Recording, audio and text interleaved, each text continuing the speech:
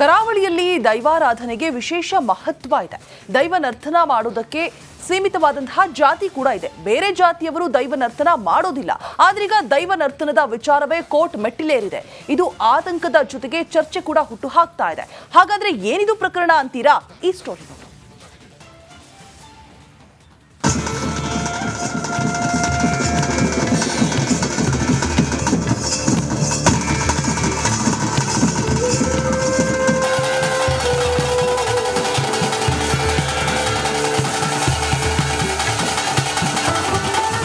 ದೈವಾರಾಧನೆ ತುಳುನಾಡಿನ ಆಚರಣೆ, ಕರಾವಳಿ ಜನರ ನಂಬಿಕೆ, ಕರಾವಳಿಯ ಜೀವ, ಕಡಲ ತಡಿಯ ಜೀವಾಳ. ದೈವ ನರ್ತನಕ್ಕೆ, ದೈವ ನರ್ತಕರಿಗೆ ವಿಶೇಷ ಗೌರವವಿದೆ. ಇಂಥ ದೈವ ನರ್ತಕರ ಸಮುದಾಯ ಕೋರ್ಟ್ ಮೆಟ್ಟಿಲೇರಿರುವುದು ಆತಂಕ ಮೂಡಿಸಿದೆ. ಕೋರ್ಟ್ ಮೆಟ್ಟಿಲೇರಿದ ದೈವ ನರ್ತನ ಜಟಾಪಟಿ. ಬೇರೆ ಸಮಾಜದವರೆಗೂ ದೈವ ನರ್ತನಕ್ಕೆ ಸಿಗುತ್ತಾ ಅವಕಾಶ? ದೈವ ನರ್ತನ ಮಾಡೋದಕ್ಕೆ ಅಂತಾನೆ ಸಮುದಾಯ ಹೊಂದಿದೆ. ಬೇರೆಯವರು, ಬೇರೆ ಜಾತಿಗೆ ಸೇರಿದವರು ದೈವ ನರ್ತನ ಮಾಡೋ ಹಾಗಿಲ್ಲ.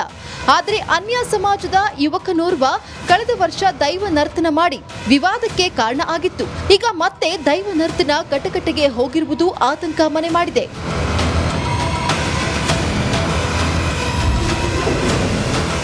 ಏನಿದು ದೈವ ನರ್ತನ ಕಲಹ? ದೈವಾರಾಧನೆ ಕಟ್ಟುಪಾಡಿನ ಪ್ರಕಾರ 3 ಸಮಾಜದವರಿಗೆ ಮಾತ್ರ ದೈವ ನರ್ತನ ಸೇವೆ ಮಾಡಲಾಗುತ್ತೆ. ಪರವ, ಪಂಬದ, ನಲಿಕೆ ಸಮಾಜದಿಂದ ಮಾತ್ರ ದೈವ ನರ್ತನ ಸೇವೆ ಅನ್ನೋದು ಕಟ್ಟುಪಾಡು. ಆದರೆ ಕಳೆದ ಜನವರಿಯಲ್ಲಿ ಮೊಗೇರ ಸಮಾಜ ಯುವಕನಿಂದ ಗುಳಿಗ ದೈವಕ್ಕೆ ದೈವ ನರ್ತನ ಮಾಡಿದ್ದ. ಈ ವೇಳೆ ದೈವ ನರ್ತಕರ ನಲಿಕೆ ಸಮಾಜದವರು ಕೋಲ ತಡೆದು ಆಕ್ರೋಶ ಹೊರಹಾಕಿದ್ರು. ಭಾರಿ ವಿವಾದ ಬೆನ್ನಲ್ಲೇ ಗುಳಿಗ ದೈವ ಹಾಗೂ ನಲಿಕೆ ಸಮಾಜಕ್ಕೆ ಯುವಕ ಕ್ಷಮೆ ಯಾಚಿಸಿದ. ಆದರೆ ಈ ಬಾರಿ ಮತ್ತೆ ಅದೇ ಜಾಗದಲ್ಲಿ ಗುಳಿಗ ದೈವದ ಕೋಲ ನಡೆಯಲಿದೆ. ಈ ಕೋಲದಲ್ಲಿ ಮುಗೇರ ಸಮುದಾಯದ ಯುವಕ ಮತ್ತೆ ದೈವ ನರ್ತನ ಮಾಡಲಿದ್ದಾನೆ. ಇದೇ ಕಾರಣಕ್ಕೆ ಉದ್ಭವ ಶ್ರೀ ಆದಿಲಿಂಗೇಶ್ವರ ಸೇವಾ ಟ್ರಸ್ಟ್ ಬೆಳ್ತಂಗಡಿ ಕೋರ್ಟ್ ಮೆಟ್ಟಿಲೇರಿದೆ. ಟ್ರಸ್ಟ್ನವರು ನಲಿಕೆ ಸಮಾಜದಿಂದ ಗುಳಿಗ ಕೋಲಕ್ಕೆ ತಡೆಯಾಗದ ಹಾಗೆ ಕೋರ್ಟ್ ಮೊರೆ ಹೋಗಿದ್ದಾರೆ. ದೂರು ಸ್ವೀಕರಿಸಿದ ನ್ಯಾಯಾಲಯ ನಲಿಕೆ ಸಮಾಜ ಸೇವಾ ಸಂಘದ ಅಧ್ಯಕ್ಷ ಪ್ರಭಾಕರ್ಗೆ ಕೋರ್ಟ್ ಸಮನ್ಸ್ ಜಾರಿ ಮಾಡಿದೆ. ತುಳುನಾಡಿನಲ್ಲಿ ಕೋರ್ಟ್ ಮೆಟ್ಟಿಲೇರಿರುವ ಮೂಲಕ ದೈವಾರಾಧನೆ ವಿವಾದ ಮತ್ತಷ್ಟು ಉಲ್ಬಣವಾಗಿದೆ. ಹೀಗಾಗಿ ಕೋರ್ಟ್ ತೀರ್ಮಾನದತ್ತ ಇಡೀ ದೈವಾರಾಧಕರ ಚಿತ್ತ ಇಟ್ಟಿದೆ. ಇನ್ನೊಂದು ಏನಂತ ಹೇಳಿದ್ರೆ, ಇವರಿಗೆ ನ್ಯಾಯಾಲಯಕ್ಕೆ ಹಾಕಿದರೆ ಇದು ನಾನು ಹೇಳೋದಿಷ್ಟೇ ಎಲ್ಲರ ಹತ್ರ, ಇದನ್ನೊಂದು ಸೌಹಾರ್ದಯುತವಾಗಿ ನಾವು, ಅವರು ಕೂಡ ಹಿಂದೂಗಳೇ, ಹಾಗಾಗಿ ನಾವು ಯಾರಿಗೂ ನೋವಾಗದ ರೀತಿಯಲ್ಲಿ ಒಳ್ಳೆ ರೀತಿಯಲ್ಲಿ ಇದನ್ನೊಂದು ಅವರ ಜನಾಂಗದವರು ಕೂಡ ಸೇರಿಕೊಂಡು ಇದನ್ನು ಸೌಹಾರ್ದಯುತ ಇದನ್ನೊಂದು ಸಹಿ ಮಾಡಿದರೆ ನಮ್ಮ ಇದಕ್ಕೆ ಒಂದು ಬೆಲೆ ಬರ್ತದೆ. ದೈವಗಳ ಒಂದು ಆಶೀರ್ವಾದ ಕೂಡ ಇದರಲ್ಲಿ ಇರ್ತದೆ. ಒಟ್ನಲ್ಲಿ ಈ ಪ್ರಕರಣ ತುಳುನಾಡಿನ ದೈವಾರಾಧಕರಿಗೆ ಆತಂಕ ಸೃಷ್ಟಿಸಿ ಆಕ್ರೋಶಕ್ಕೂ ಕಾರಣ ಆಗಿದೆ. ಹಿಂದೂ ಸಮಾಜದ ಮುಖಂಡರು ಇದನ್ನ ಹಿಂದೆ ಬಂದ ರೂಢಿಯಂತೆ ಮಾಡಲು ಮಾತುಕತೆ ನಡೆಸ್ತಾ ಇದ್ದಾರೆ. ಆದರೆ ಕೋರ್ಟ್ ಏನ್ ಹೇಳುತ್ತೆ ಅಂತ ಕಾದು ನೋಡಬೇಕಾಗಿದೆ. ದಿನೇಶ್ ಕಾಶಿಪಟ್ಟ, ರಿಪಬ್ಲಿಕ್ ಕನ್ನಡ, ಮಂಗಳೂರು. ಮೂಕಾಂಬಿಕಾ ದೇವಸ್ಥಾನ ರಾಜ್ಯದಲ್ಲೇ ಹೆಸರು ಮಾಡಿರುವಂತಹ ಪ್ರಸಿದ್ಧ ಪುಣ್ಯಕ್ಷೇತ್ರ. ಇಲ್ಲಿಗೆ ರಾಜ್ಯ ಮತ್ತು ಹೊರ ರಾಜ್ಯಗಳಿಂದ ಭಕ್ತರು ಆಗಮಿಸುತ್ತಾರೆ. ಆದರೆ ದೇವಸ್ಥಾನಕ್ಕೆ ಹೋಗುವ ಭಕ್ತಾದಿಗಳಿಗೆ ತೀರ್ಥಸ್ಥಾನದ ಭಾಗ್ಯವಿಲ್ಲ.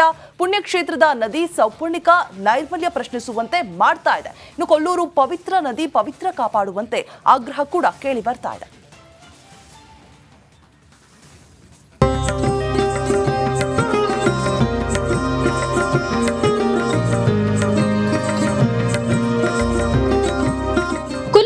ಮೂಕಾಂಬಿಕಾ ದೇವಸ್ಥಾನ ದೇಶದ ಪ್ರಸಿದ್ಧ ಪುಣ್ಯಕ್ಷೇತ್ರ, ಕರುನಾಡಿನ ಪವಿತ್ರ ಧಾರ್ಮಿಕ ಸ್ಥಳ. ಪ್ರತಿನಿತ್ಯ ತಾಯಿ ಸನ್ನಿಧಿಗೆ ಭಕ್ತರ ದಂಡೆ ಹರಿದು ಬರುತ್ತೆ. ಕೇರಳ, ತಮಿಳುನಾಡು ಸೇರಿದಂತೆ ದೇಶದ ನಾನಾ ಕಡೆಯಿಂದ ಭಕ್ತರು ಆಗಮಿಸುತ್ತಾರೆ. ತಾಯಿ ದರ್ಶನ ಪಡೆದು ಪುನೀತರಾಗ್ತಾರೆ. ಮೂಕಾಂಬಿಕಾ ಭಕ್ತರಿಗೆ ಶಾಕಿಂಗ್ ನ್ಯೂಸ್. ಮಲಿನಗೊಳ್ಳುತ್ತಿದೆ ಸೌಪರ್ಣಿಕ ನದಿ. ಉಡುಪಿಯ ಕೊಲ್ಲೂರು ಮೂಕಾಂಬಿಕಾ ದರ್ಶನಕ್ಕೆ ಬರುವ ಲಕ್ಷಾಂತರ ಭಕ್ತರು ಇಲ್ಲಿನ ಸೌಪರ್ಣಿಕಾ ನದಿಯಲ್ಲಿ ತೀರ್ಥ ಸ್ನಾನ ಮಾಡ್ತಾರೆ. ಆದರೆ ಭಕ್ತರು ಪವಿತ್ರ ಅಂತ ನಂಬಿರೋ ಸೌಪರ್ಣಿಕಾ ನದಿ ಅಪವಿತ್ರವಾಗಿ ಬಿಟ್ಟಿದೆ. ಒಳಚರಂಡಿ ಯೋಜನೆಯ ಅಸಮರ್ಪಕ ಕಾಮಗಾರಿಯಿಂದ ಸೌಪರ್ಣಿಕಾ ನದಿ ಕೊಳಚೆಯಾಗಿ ಬದಲಾಗಿದೆ.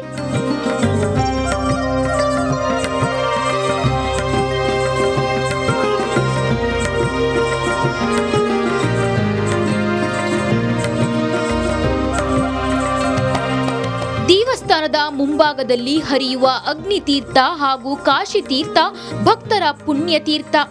ಸೌಪರ್ಣಿಕ ಸ್ನಾನಘಟ್ಟ ಬಿಟ್ಟರೆ ಪುಣ್ಯ ಸ್ನಾನಕ್ಕಾಗಿ ಭಕ್ತರು ಹೆಚ್ಚು ಬರುವುದು ಕಾಶಿ ತೀರ್ಥಕ್ಕೆ. ಆದರೆ ಸ್ಥಳೀಯ ಲಾಡ್ಜ್ ಮತ್ತು ಹಾಸ್ಪಿಟಲ್ಗಳ ನೀರು ನೇರವಾಗಿ ನದಿಗೆ ಬಿಡಲಾಗ್ತದೆ. ಕೊಳಚೆ ನೀರು ಸೇರುವ ಪುಣ್ಯ ತೀರ್ಥಗಳಲ್ಲಿ ಭಕ್ತರು ಸ್ನಾನ ಮಾಡಬೇಕಾದ ಪರಿಸ್ಥಿತಿ ಎದುರಾಗಿದೆ.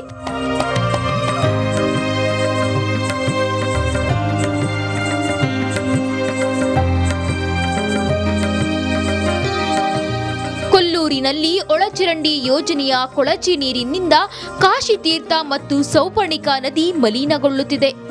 ದೇವಾಲಯದ ಸುತ್ತಮುತ್ತಲಿನ ಕಸ, ಕಡ್ಡಿ, ಪ್ಲಾಸ್ಟಿಕ್ ಬಾಟಲ್ ಸೌಪರ್ಣಿಕಾ ನದಿ ಸೇರುತ್ತಿದೆ.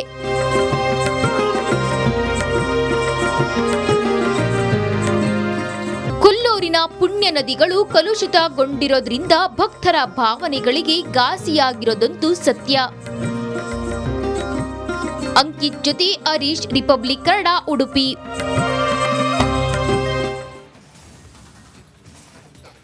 ನಿಮಗೇನಾದ್ರೂ ಅಪರಿಚಿತರ ಹೆಸರಲ್ಲಿ ಫೋನ್ ಕರೆ ಬರುತ್ತಾ? ಹಾಗಾದ್ರೆ ಹುಷಾರಾಗಿರಿ. ಯಾಕಂದ್ರೆ ಇಲ್ಲೊಂದು ಗ್ಯಾಂಗ್ ನಿಮಗೆ ಖೆಡ್ಡಾ ತೋಡಿ ಬಿಡುತ್ತೆ. ನಿಮ್ಮತ್ತ ಇರುವಂತಹ ಹಣವನ್ನೆಲ್ಲ ಪೀಕಿ ಬಿಡುತ್ತೆ. ಈ ಅಚ್ಚರಿ ಸ್ಟೋರಿಯನ್ನ ಎಚ್ಚರಿಕೆ ಮೆಸೇಜ್ನೊಂದಿಗೆ ತೋರಿಸ್ತೀವಿ. Just have a look.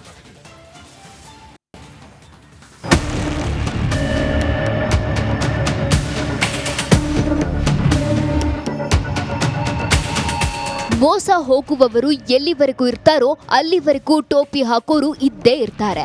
ಅಮಾಯಕರು ಸಿಕ್ಕರೆ ಯಾಮಾರಿಸ್ಬಿಡ್ತಾರೆ. ಲಕ್ಷಾಧಿಪತಿಯನ್ನ ಬೀದಿಗೆ ತಂದು ನಿಲ್ಲಿಸ್ಬಿಡ್ತಾರೆ. ಇದಕ್ಕೆ ಬೆಸ್ಟ್ ಎಕ್ಸಾಂಪಲ್ ಅಂದ್ರೆ ಬಾಗಲಕೋಟೆಯಲ್ಲಿ ನಡೆದಿರೋ ಡಿಜಿಟಲ್ ಅರೆಸ್ಟ್ ದೋಖಾ. ಡಿಜಿಟಲ್ ಅರೆಸ್ಟ್ ದೋಖಾಗೆ ಪ್ರಿನ್ಸಿಪಾಲ್ ಬಲಿ. ಸಿಬಿಐ ಅಧಿಕಾರಿ ಹೆಸರಿನಲ್ಲಿ ಲಕ್ಷ ಪಂಗನಾಮ. ಬಾಗಲಕೋಟೆಯ ರಬಕವಿ ಮೂಲದ ಪಿಯು ಕಾಲೇಜ್ ಪ್ರಿನ್ಸಿಪಲ್ ಒಬ್ಬರನ್ನ ಖದೀಮರು ಡಿಜಿಟಲ್ ಅರೆಸ್ಟ್ ಜಾಲದಲ್ಲಿ ಬೀಳಿಸಿದ್ದಾರೆ. ಒಂದಲ್ಲ ಎರಡಲ್ಲ, ಬರೋಬ್ಬರಿ 10 ಲಕ್ಷ ರೂಪಾಯಿ ಹಣ ದೋಚಿದ್ದಾರೆ.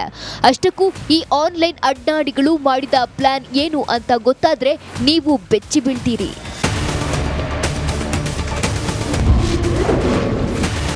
10 ಲಕ್ಷ ಹಣ ದೋಚಿದ್ ಹೇಗೆ? ಮೊದಲು ಪ್ರಿನ್ಸಿಪಾಲ್ ಹರಿಶ್ಚಂದ್ರ ಮೊಬೈಲ್ಗೆ ಅಪರಿಚಿತರು ವಿಡಿಯೋ ಕಾಲ್ ಮಾಡಿದ್ರು. ನಾವು ಟ್ರಾಯ್ ಸಂಸ್ಥೆಯಿಂದ ಫೋನ್ ಮಾಡ್ತಿದ್ದೇವೆ ಅಂತ ಹೇಳಿದ್ರು. ನಿಮ್ಮ ಆಧಾರ್ ಲಿಂಕ್ ಇರುವ ಮೊಬೈಲ್ ಸಂಖ್ಯೆಯಿಂದ ಮುಂಬೈ ಕೆನರಾ ಬ್ಯಾಂಕ್ನಲ್ಲಿ ಖಾತೆ ಓಪನ್ ಆಗಿದೆ ಅಂತ ಕತೆ ಕಟ್ಟಿದ್ರು.